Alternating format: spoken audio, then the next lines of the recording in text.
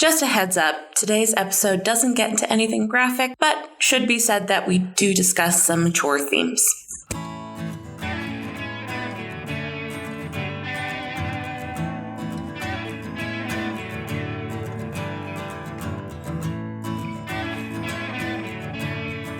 Hello, Libraryland, and welcome back to another episode of The Book Isn't Necessarily Better, a library podcast where we talk about books and their adaptations. I'm Mikayla. And I'm Roxanne, and we work for the Community Library Network here in Northern Idaho. May is Asian American History Month, and today we're going to talk about a couple of Asian American authors. And today we're going to be talking about two movies that were based on books, and there is correlation between these two. Yeah. So we're talking about The Joy Luck Club, and we're talking about Crazy Rich Asians. The reason that we want to talk about these adaptations is because they're the only two movies in the past 25 years that feature an ensemble all Asian American cast. From a major Hollywood picture. Right. So why don't you tell us about Amy Tan, who wrote The Joy Luck Club? Sure. Amy Tan is Chinese American. She was born in 1952 in Oakland, California, so that's right across the bay from San Francisco. Her parents came from China in the late 1940s, and Amy had a really interesting life. It sounds like she was a rebel. She moved around a lot when she was a kid, all over California. She said she often felt caught between two cultures, the Chinese culture of her family and then the American culture of school and friends. And the book really reflects that. Absolutely.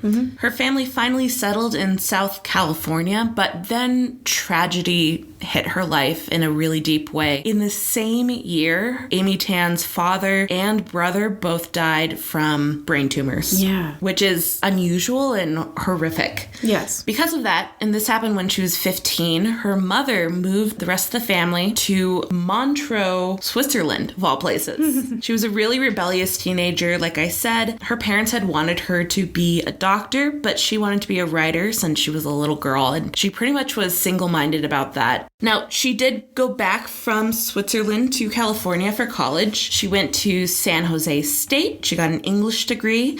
She met her husband, who she's still with, and she did work as a freelance writer for many years before she wrote The Joy Luck Club. The Joy Luck Club was expanded from a short story she wrote about a chess champion. This was expanded into this book. Joy Luck Club came out in 1989.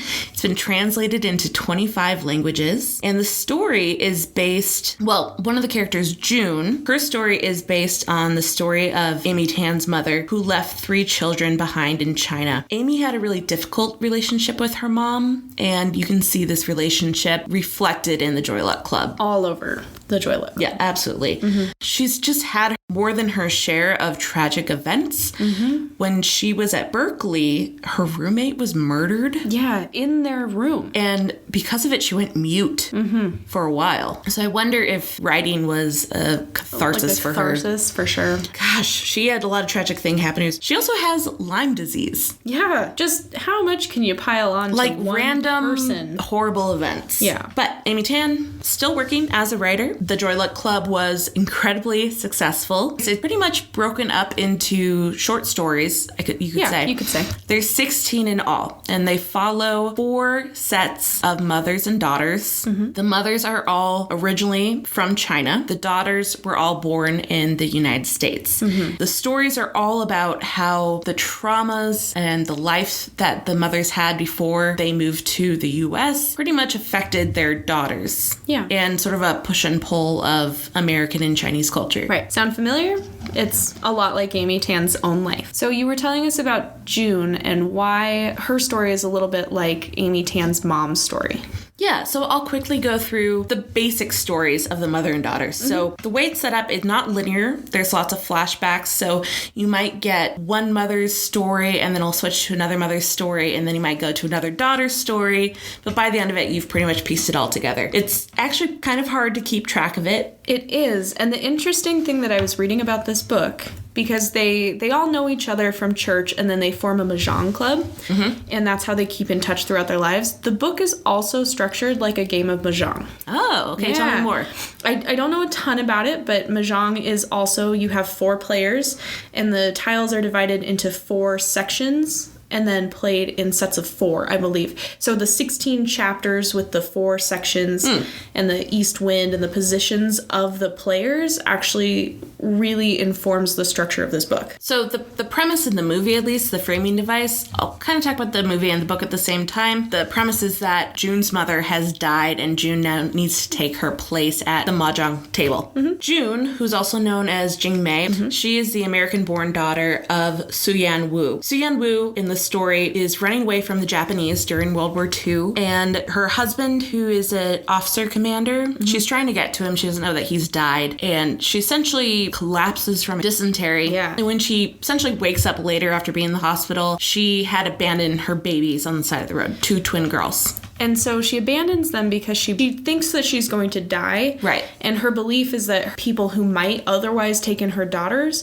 will believe that they're unlucky if they're right next to their dead mother. So she wants to go farther away from them to die so that she doesn't curse her children's prospects for the future. The idea is that people wouldn't want to take care of daughters who might have her spirit staying with them. And then tragically for her, kind of great, but also kind of tragic, she doesn't die. She's rescued and she ends up marrying one of her rescuers and moving to America and having June. So June, also Jing Mei, she is probably the closest stand-in for Amy Tan. She works as a freelance journalist, and she has complicated relationships with the daughters of her mother's friends. In this story, the premise is that Su-Yan has been looking for these babies that she abandoned her whole life. Her friends started to help her, but Su-Yan has passed away, and then they're finally able to make contact with those 2 twin daughters. So it's now up to June to go to China and tell them the story of their mother. And so that's sort of the starting premise. Yeah, that basically is the tie that binds the whole book together, is her relationships with these other women and with her mom and eventually with her sisters. Because her mother's friends all act as sort of auntie figures. Yeah. So tell us about the other characters.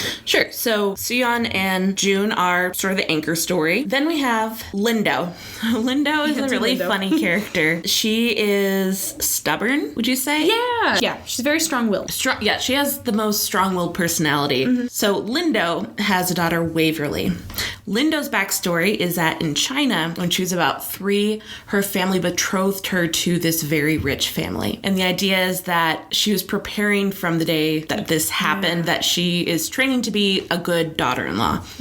When she More than a good wife, you have to be a good daughter-in-law. It's all about that and providing an heir. Yeah, very centered on female relationships throughout. Absolutely. Yeah, the men are very secondary. So when she comes of age and she is married into this big family, she's totally ready to do what she's been prepared to do, be a good wife and daughter-in-law. But the son that she is married to is really immature and in the book it's implied that he might be gay. Yes. But in the movie it's like a 10-year-old 13-year-old boy? Yeah. It's like an actual child. Yes. He's not reached puberty yet. He's a... Yeah, he doesn't, as the giving would say, he doesn't have the stirrings yet. Yeah. So while she's ready to do it, he keeps lying to his mother that they have slept together when in fact nothing's happening. So Lindo's really smart. She knows that she'll bring shame on her family if she just runs away, so she has to story her way out of this. And this is because her mother-in-law is horrible to her. She's desperate, and they confine her to the bed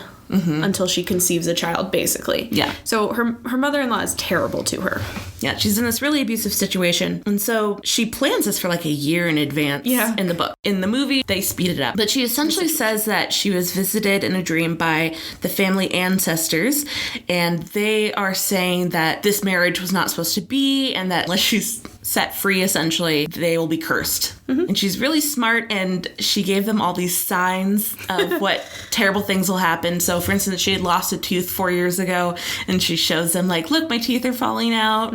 She knows one of the servants is pregnant, and that... Yeah, this is the most clever. Yeah, that the other servant isn't stepping up to, take care of the child or so there's an unwed child. servant. So she claims that that servant's baby is her husband's, spiritual child, his heir, and basically makes a match between those two.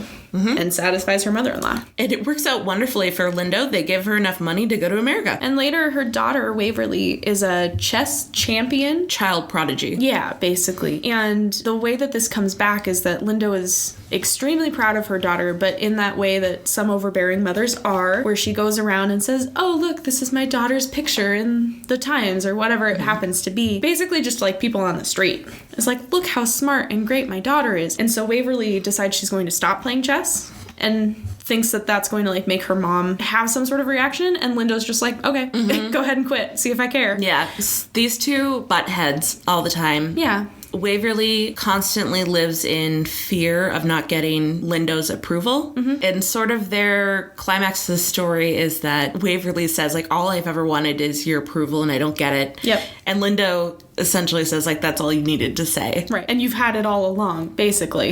Yeah. I think she just wanted Waverly to admit that. Yes. Because Waverly is also super strong-willed. Both very stubborn. They both just want the other to say that they appreciate and respect them, basically. But they're both too stubborn to take that first step.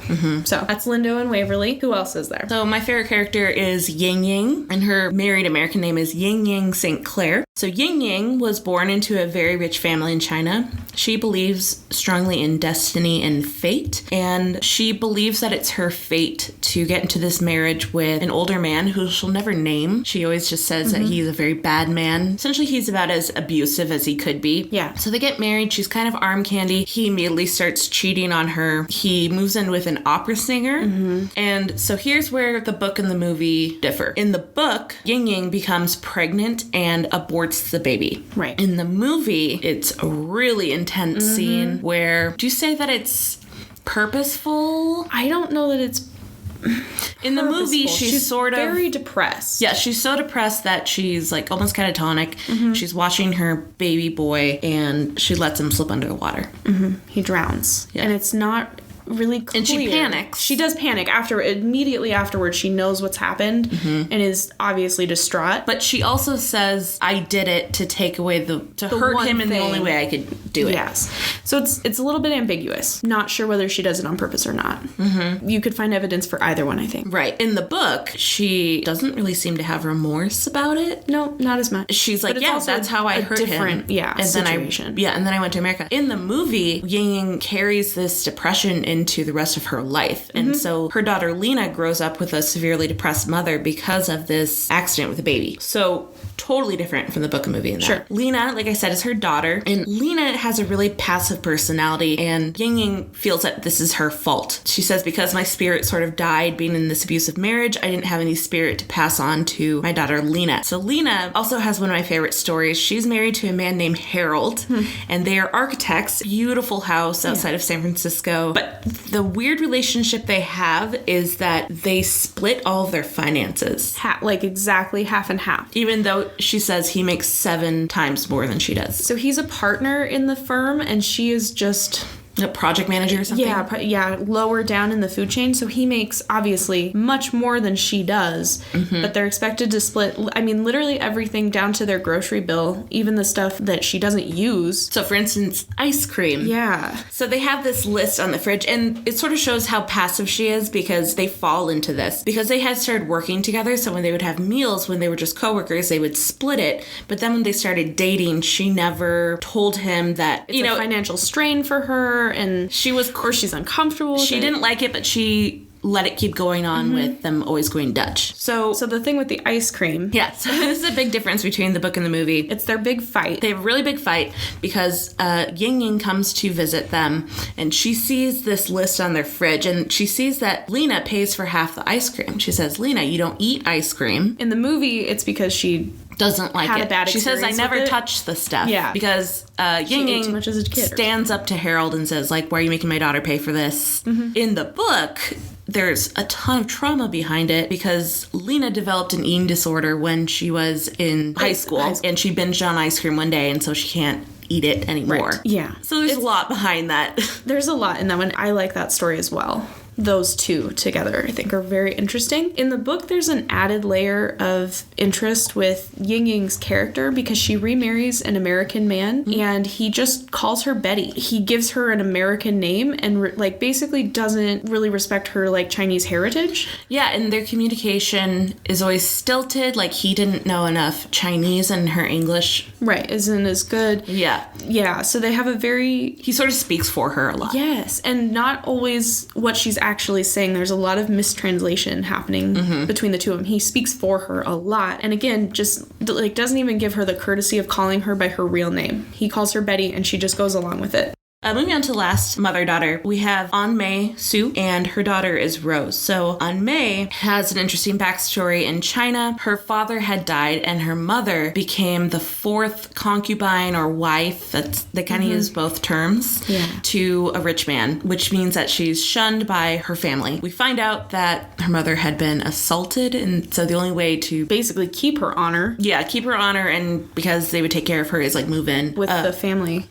She does have a son with the head of the household, but the second wife, who sort of runs the show, takes the son from her as her own heir. She eventually gets Anmei to come live with her, and the second wife tries to curry her favor. Her mother eventually dies by suicide. Tragically, but also very much on purpose. She times her death in accordance with, she knows her husband / assaulter is a very superstitious man, and supposedly 3 days after your death, you come back to settle scores with anyone who has wronged you in the past. She times this to coincide with the new year, which is supposed to be about luck and prosperity. So her ghost is supposed to come back on the first day of the new year. And her daughter Anmei takes advantage of this, knowing that this is what her mother had planned, to, at her funeral, basically say, my mom is going to come back and haunt you unless you make me and my brother full children and your heirs and take care of us like she would have wanted you to do. So he recognizes her as his first wife and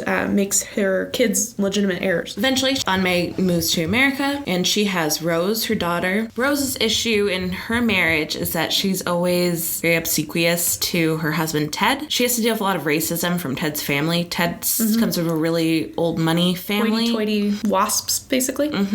So she deals with racism from his family, and in their relationship, she tends to just do whatever Ted wants her to do.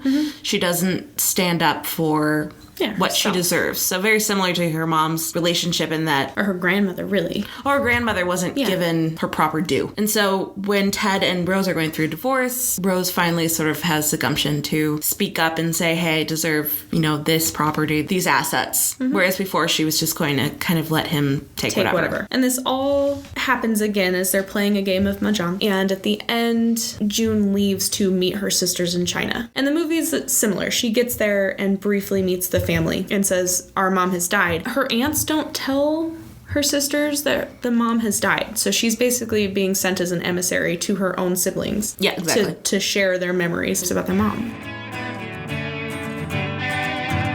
This is a banned book. It was banned during the 2004-2005 school year due to its sexually explicit content. Okay. Yeah. And then it was made into a movie in 1993, and there are so many similarities down to word for word choices in the script because Amy Tan was the main screenwriter. Now, do you think that works in this movie? I believe that while they were making it, they realized that they needed a voiceover. Okay. I like voiceovers in movies. I know that can be seen as lazy movie making, but I like it. I don't mind voiceovers. What bothers me about this movie is it should have been 4 different movies. As a book, it works, I think, to do that kind of like sweeping multi-generational like family story. As a movie, it's like 2.5 hours long. And I don't feel any resolution at the end because each of these stories feels like there's more to be told and doesn't get told. Like they only had so much time. Right. Well, I love this movie because this past year I've been on a big kick of a really specific niche of movies, which is intergenerational stories of mothers and daughters with ensemble casts. That's extremely specific. I know. So if you know any more, let me know. So that means I've been really into Divine Secrets of the Yaya Sisterhood, Waiting to Exhale, How to Make an American Quilt. Okay. These are all movies that jump around and talk about different generations of women and how the traumas from their youth can definitely affect their relationships with their daughters. Interesting. So that's your movie take. Novel-wise, do you like novels that do this? There's a lot, and I'm just curious. Yeah, I loved this book. I also love books about dysfunctional families. I love stories about dysfunctional relationships. So this checks all my boxes. Yeah, this checks all the boxes for me. Okay. I mean, there's tons of other ones. So other examples, and I don't know, you can tell me if you've read any of these. Anne Patchett's Commonwealth. Yad Jassi's Homegoing, Gabriel Garcia Marquez's 100 Years of Solitude. Oh, yeah. Jhumpa Lahiri's The Namesake. So I just picked like 5 of the most famous ones I could think of. There are tons of these out there. I don't always love reading them because sometimes I feel like I don't get the whole story. Oh, Poisonwood Bibles is another. Yeah, Poisonwood Bible. I love this kind of story. Okay. I don't dislike it. I just have to be in a really specific mood to read it. Right. And it's ironic because I'm always telling people that you don't need resolution to enjoy a story, and then I'm immediately turning around and saying, I need the resolution for this. I just feel like there's more story to be told, whether it gets resolved or not.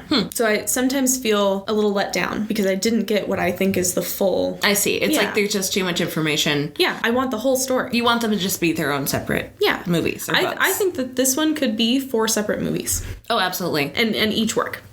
So when the main movie, like I said, it came out in 1993, and yeah, a lot is the same. There is an entire plot line about Lindo and her time when she first came to America. She works in a fortune cookie factory. That's where she meets a few of the other women. So it's not just that they met at church. Oh, okay. I've forgotten about that. There's also an entire plot line that's not in the movie that Aunt May has a son, and his name is Bing. Yeah. And there's another traumatic event where their whole family, they're at the beach, I think. And there's like 5 kids, right? Yeah, there's a couple kids. Aunt May had 5 kids in America, and the little brother Bing was supposed to be watched by Rose. He gets too close to the rocky shoreline and basically swallowed by a wave. Yeah. And they never find his body. So there's no closure for them. And Rose always feels this horrible guilt that she was supposed to be watching him. Even though the family doesn't... They don't blame her. No, they all blame themselves in different ways. Right. But very interesting. This was, as a movie, it's on both Siskel and Ebert's top 10 movies of 1993. They both loved it. It's pretty much the first majority Asian ensemble cast since The Flower Drum Song, which was made in 1961. So, I mean, we can literally count on one hand for all time the number of Hollywood movies that are made with majority Asian casts, which is pretty sad. I hope that changes in the future. I do too. And I think the next thing we're going to talk about is hopefully changing that.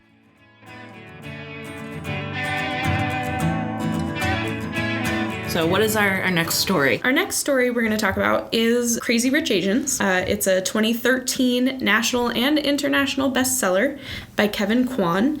It's part of a trilogy. So it's Crazy Rich Asians, and then China Rich Girlfriend, and then Rich People Problems. Those sound nice. Those all sound really good. So as with the Joy Luck Club and Amy Tan, Kevin Kwan doesn't claim to be speaking for all Asian Americans. He was born in Singapore in either 1973 or 74. And I think that the reason Wikipedia says that is because of the difference between the Western calendar and the Lunar New Year. Okay. His great-grandfather was a founding director of Singapore's oldest bank. His grandfather was knighted by Queen Elizabeth for his philanthropic efforts. Wow. He studied at the Anglo-Chinese school in Singapore.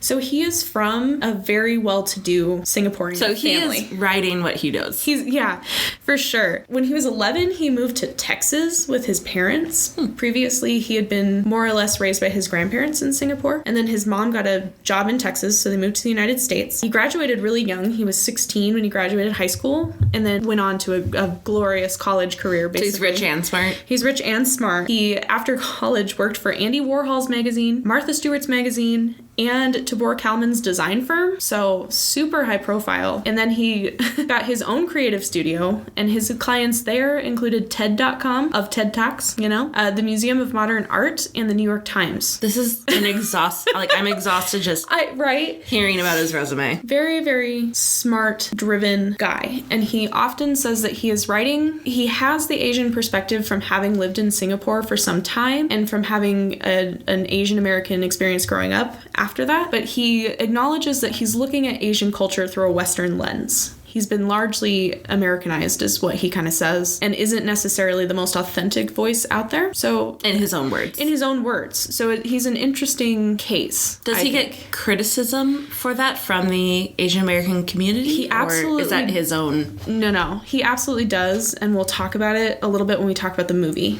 because it's kind of the same criticism that the movie has received. Okay. And just to build on that, Amy Tan also received similar criticism and does receive similar criticism from the Asian American community. Of course, they don't all have the same. Right. There's not a monolith. Multiplicity of voices. But she does receive criticism from some members of the Asian American community that her stories of actually the country of China are way too westernized and stereotypical. Yes. Being that she's from the United States. And both of these authors, I think, acknowledge that fact. They both realize that they're writing from a limited point of view, but that's part of the interesting thing about Asian American heritage. It's a diaspora. So, later on in his life, his father started dying of cancer.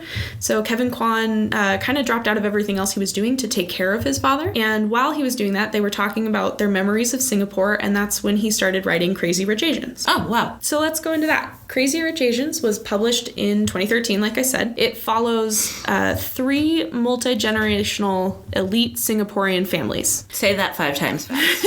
3 multi-generational elite Singaporean families. It's just once. That's all you get. Twice, I guess. And these families are all obscenely wealthy and all intermarried. So it follows complicated pattern of cousins and cousins second removed. And they're all in everyone's business, like a lot of big families. Just, yeah, like my family. Yeah. And they're all gathering in Singapore from their various corners of the globe for the premier social event of the season, Colin Khoo's wedding. Colin Khoo is Nick Young's best friend, and Nick Young is probably one of the 2 protagonists of the stories, definitely in the movie and kind of in the book, although you don't get as much from his perspective. He has been living and teaching in New York and has met what they call an ABC, which is American-born Chinese. Her name is Rachel. You find out later she might not actually be ABC, but everyone, when they find out about that, very much looks down on her. There's bias against her. There's a lot of bias against her. In Singapore, you mean? In Singapore, yes. Nick decides to bring Rachel to the wedding, which sparks a maelstrom of gossip and rumors and pranks, I'll say, even though they're not really what I would call pranks. Harassment? Harassment, there we go. So it's basically rom-com. It's a romantic novel. Would you call this chick lit? We've talked about this, and I don't love that term, but actually, surprisingly, it is kind of in that realm of chick lit. I think it's definitely marketed as that. It's marketed for sure like that. The covers fit into the for sure design. And it's interesting because it's maybe the only chick lit, you can't see my air quotes, but they're there, the only chick lit I've ever read that was written by a man. So it kind of puts it in an interesting category. Yeah, I think I'm biased because I'm used to seeing the cover that looks like chick lit design. It absolutely does. You're talking about the green one with her face kind of turned away with the pearl earrings. Yes, yeah. But I don't think of Joy Luck Club as chick lit at all. I don't either. So that's an interesting... Yeah, I hadn't really considered this before. Yeah, thing that we should probably unpack at some point is the packaging of this book. Marketing, yeah. The marketing of it. And the movie, too. And the movie, for sure the movie. And we'll talk about that, too. It's got kind of that same color scheme and that same sort of feel to it. Shiny. Yes. And the audiobook, I've been listening to the audiobook. The audiobook is like a glitter gold cover with pink letters. So very, very specifically... There's definitely an intention behind the marketing of this book. Yes. And whether Kevin Kwan had anything to do with that or not, I don't know. Yeah, I know authors often don't have any say in marketing. Don't usually have any say. But it is an interesting thing to consider. And I will say it's a romance novel, but it's also set against this very weird backdrop of wealth and old and new money and class and culture. So I think that it's trying to say a lot in a pretty dense volume. I wouldn't even say dense volume. In one volume, it's trying to do a lot of things. Do his second and third book, are they the same world? They follow different people within that same world. Social strata. The book follows multiple perspectives. So you get to know about Rachel, who, as I said, is a history professor. She's dating Nick. She is not born into the world of wealth that everyone else is, and is frankly quite shocked when she finds out how wealthy his family is. He does not tell her. It very much seemed like the narrative of a secret prince. Yeah. Where I want you to love me for me, so I'm not going to tell you I'm royalty, or I'm not going to tell you how rich I am. Sure. And I get that. But in the book, they've been dating for 2 years. He decides to take her home to meet his family for what he knows is going to be a huge spectacle of wealth, and he does not prepare her at all. Does that bother you? It bothers me. I think you should just prepare your partner for whatever. Your family in general. Yeah. Yes. I actually have a huge problem with the way he treats her leading up to them getting to this wedding. I think it's... How does he treat her? They're very, like, on the surface, they're very compatible with each other. They're both professors. They're, like, intellectually compatible. But he just... not preparing her, and I'm talking about, like, an insane level of wealth. Like, he's one of the wealthiest families in the entire world. We're talking, like, the Vanderbilts and the Rothschilds and all of these guys combined. And to me... What did they make their wealth from in the book? In the book, they make their wealth, I think, from banking again. Okay. I think it kind of follows Kevin Kwan's backstory of his own life. They go to the same school that Kevin Kwan actually went to. Oh, funny. Yeah. So I think he underprepares her for what is a huge shock. And I'm talking, like, for a bachelorette weekend, they fly to a private resort and all expenses paid for, like, 2 days on a private island. For my bachelorette party, we went to a water park in Wisconsin.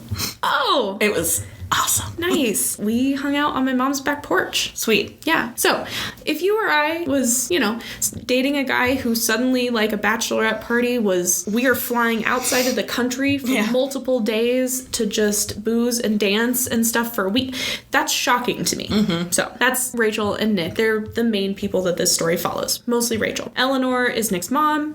We get some perspective from her in the book as well, and not as much in the movie. So, this is interesting. Mm-hmm. She's sort of the villain in the movie. She is a villain in the movie because she doesn't want them to get married. In the book, it's much more understandable. She's trying to prevent what she sees as a bad marriage for her son. Or just a bad relationship. She's not prepared for this world. Right. Yeah. It's everyone worries about their kids, and I think she worries about her son being taken advantage of by someone who's only after his wealth. Right.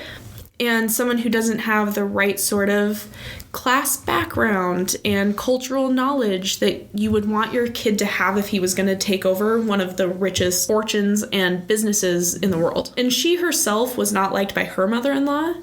That's an interesting parallel. Her mother-in-law didn't think she was at the level to marry her husband. So she also kind of has this little chip on her shoulder that she wasn't good enough, and neither is this girl for her son. Her mother-in-law believes that she hasn't raised her own son correctly because he's with a woman that she feels is inferior. So there's like a lot wrapped up in that. So it's done much better, I believe, in the book, because you actually get her perspective. You understand a little bit why she's so hard on this girl who just has done nothing but love her son. You also get some chapters from the various cousins, and Astrid is my favorite one. She's like the glamour girl of Singapore.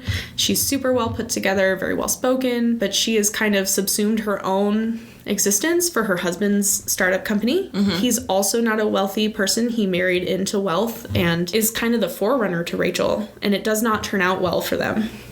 So that's an interesting piece of it. I love the name Astrid. I do too. I think it's wonderful. Gorgeous. And their cousin Eddie, who is like the typical, or what Kevin Kwan thinks of as a typical mogul. He's married. He always presents his kids like best side to the cameras, and his wife is basically arm candy. Yeah, trophy wife. Trophy wife. He's had multiple mistresses, but that's like expected of those kind of like top tier wealthy people. So very, very fascinating. And this all stemmed from a poem that he wrote for a creative writing course in college called Singapore Bible Study.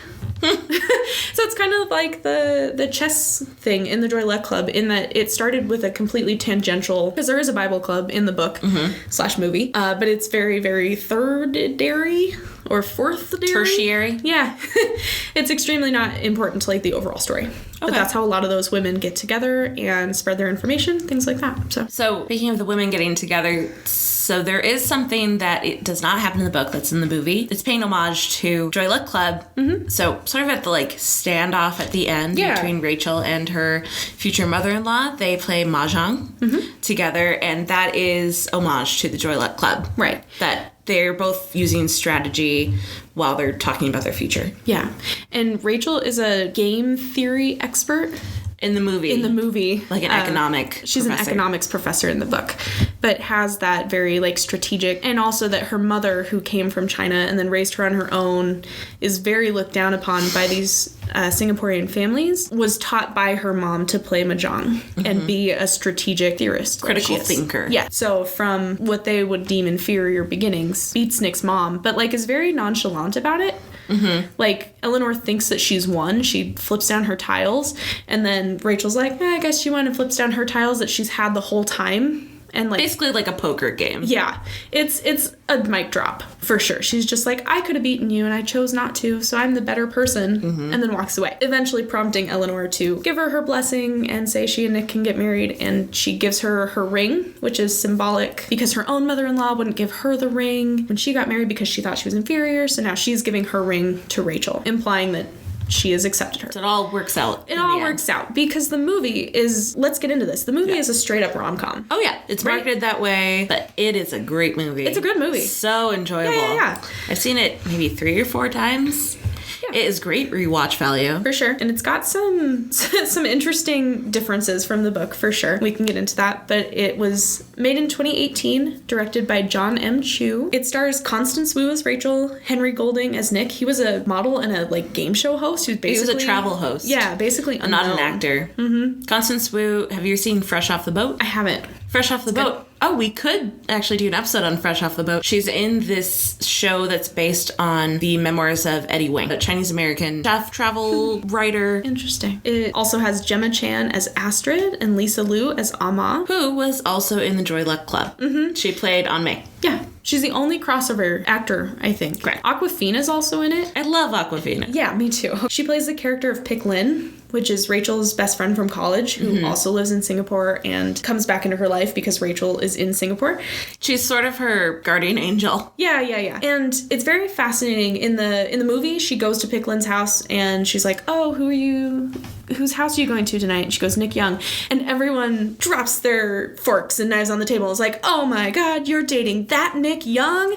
And like immediately dish all the details on how rich his family is and his family history. Basically exposition. Yeah, 100% exposition. In the book, they still don't know who this family is. Who? Pick Lin. So she and her dad are like investigating the family because they don't want Rachel to be unprepared. But I'm literally 2/3 of the way through the book and they're like, I've never heard of these people before because they're so insanely wealthy. They also have the privacy of it. They've got like that crazy privacy level. So that's like one difference between... Interesting. Again, you have to do things faster in a movie. Right. So it's much faster to have Awkwafina be like, oh my God, he's famous and his family's famous and this is what they're all about. Yeah, audience. much faster to have her do that than to have this whole thing where she goes to find out about his family. Anyway, it's long. Ken Jeong plays her dad. I love him. I like him in this too. And then finally the last person I'll mention is Michelle Yeoh, plays Eleanor. She's from Crouching Tiger, Hidden Dragon. You're right. Yeah. And did you know that Kevin Kwan makes a cameo? I didn't. Where is he? So it's in a montage where it's kind of like a Bye Bye Birdie type, like everyone's calling each other and you can see split screens. He's one of the informants. Oh, that's funny. Who says like, I know who Rachel is. Right. Oh, that's awesome. So this is the first film by a major Hollywood studio to feature a mostly Asian ensemble cast. The reason we're comparing it to the Joy Luck Club today. Since the Joy Luck Club. So literally 25 years have gone past. This is the first time it's happened. There are 2 more movies in production. Oh, sweet. Hopefully. I mean, it made a ton of money. It was only $30 million to make, and it made $170 million just domestically. It's a top-grossing comedy in 10 years. Crazy. It's great. Yeah. Oh my God, the costumes. I wanted to talk about fashion? The costumes. Oh, yeah. That wedding scene. Okay, so the wedding scene is fascinating because all of the extras in that scene came from a local historical society. No, awesome. And the producers had asked them to wear their own vintage clothing to give it like a local flavor, so they must be in Singapore. So that's why all of those people have really interesting pieces on. Oh, yeah. I'll have to go back and watch that scene. Yeah. The rest of the clothing, you'll notice, kind of denotes old or new money. Oh. Throughout the rest of the film. I think they did that really cleverly. Interesting. Like Awkwafina has very avant-garde clothing. Yeah, she looks like she's wearing pajamas in like the first scene. But they're designer. But they're like designer, crazy expensive pajamas. But it's basically, Kevin Kwan says this, there's a divide between the old and the new money. Which is pretty common. Which is very, very common. And the old money has what most people would say is taste or class or style. Right. And New Money is all about, like, being flashy and showing off your wealth. And that comes across a lot in this movie. Just watch what the characters wear. The Old Money characters are very put together. Their jewelry's kind of understated, but obviously expensive. The other people, like Awkwafina, they live in, like, this gilt house. Anyway. Kind of gaudy. Yeah, very flashy about it. And many of the musical pieces in this film... Oh, so good. are also about money. So they have, like, Hall & Oates' Rich Girl and Kanye West's Gold Digger. I'm going to go home and watch this again. I want to watch it again. I've seen it so many times. It's so good. And then the other songs in there are Mandarin Chinese versions of, like, American songs. They sourced people from YouTube. So they found people on YouTube who were singing in Mandarin Chinese and were like, hey, you should record this song for this movie. Oh, sweet. Which is kind of rad. Do you want to talk about the one scene you're telling me that is so drastically different? Okay, so talking about books and films, sometimes the adaptations have things in them that I just think are crazy. And in this one, I feel like it's because we're trying to market this movie to a mass American audience, but also to, I think it debuted in Singapore first, before it debuted here. Oh, that wouldn't surprise me. Yeah. So they're trying to appeal to a cross-cultural demographic, and they obviously have to keep it, PG-13? Yeah. The scene in the book, I was so shocked because the book is so similar to the movie. I watched the movie first. Now I'm reading the book. I got to the bachelor party, and I'm like, oh, I know exactly what happens in this bachelor party. And then the guys, they show up to, like, this weird warehouse and knock on... It's basically like those scenes where you show up in an alley and knock on the door, and they're like, what's the password? Oh, a speakeasy? Yeah, more or less. And they're like, we're looking for the Prince of Peace. And the guy, like, takes him to the back of this warehouse and opens the door, and there's a dog fighting scene. The guy who organizes this thing has taken them into a dog fighting ring, and the guys are all, like, grossed out. They're like, this is illegal and we don't want to be here. And he's like, but this is, like, what wealth gets you. And they're like, yeah, but we don't want to be here. Oh, so in the book they're not into it. No, but the guy who organizes it is.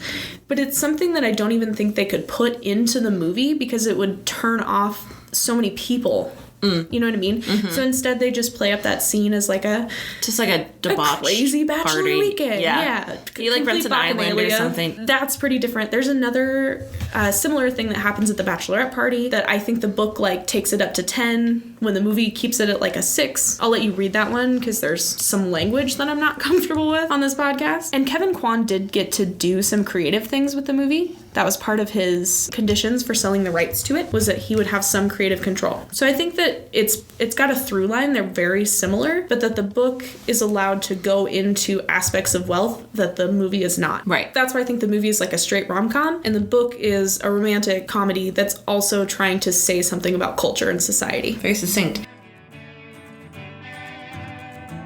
The movie did win like an Art Directors Guild Award for Best Production Design, a Costume Designers Guild Award, a Teen Choice Award for Comedy Movie, an Asian Award for Outstanding Achievement in Cinema. Lots of people like this movie. Lots of people also criticize this movie. And the reason being, it reminds me a lot of Jane Austen, of the criticism that Jane Austen gets, that you never see the lower class people.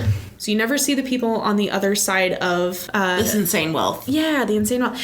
You never see the servants. They're always downstairs, backstage. They're not really playing a part. This movie has been criticized for choosing biracial actors over fully ethnically Chinese actors, in some cases, and also for not including non-Chinese Singaporean ethnic groups. Right. Singapore is a melting pot of all the cultures of the world. All the cultures, yeah. And especially all of the Asian subgroups, but the movie is largely Chinese and doesn't have ethnic groups such as Malay and Indian actors. This is the criticism it has been getting from the Asian community. Yeah. We just want to present you with the various perspectives on this film. And one author is not the spokesperson for everyone in their group. Entire group of people. Let's talk about, just briefly, some other famous Asian American authors that you can enjoy for Asian American Heritage Month. We'll quickly mention Viet Thanh Nguyen. He wrote The Sympathizer, which won a 2016 Pulitzer Prize. Ted Chiang. The movie Arrival is based on one of his short story collections. Cool. Good one. He's also won a ton of Nebulas and Hugos and Locust Awards. Tess Gerritsen of Rizzoli and Isles fame. Khaled Hosseini, Mindy Kaling, Jhumpa Lahiri, Ang Lee, who's a director, producer, screenwriter. Celeste Ng, which I do want to talk about Little Fires Everywhere. Someday. We're going to do it. Ruth Ozeki, Lisa C., and Ocean Vuong. Oh, I love Lisa C. Me too. She's written some really good ones. Yeah, like Shanghai Girls. Yeah, and those are just a smattering of the voices obviously. out there. So please read some perspectives this month. Yeah, and let's celebrate May as Asian American Heritage Month. Thank you guys for joining us today. We really appreciate it and your continual listenership. So like and subscribe, guys. You can actually find this podcast now on everywhere podcasts are found. This has been Mikayla. And this has been Roxanne. With The Book Isn't Necessarily Better. We'll see you next time.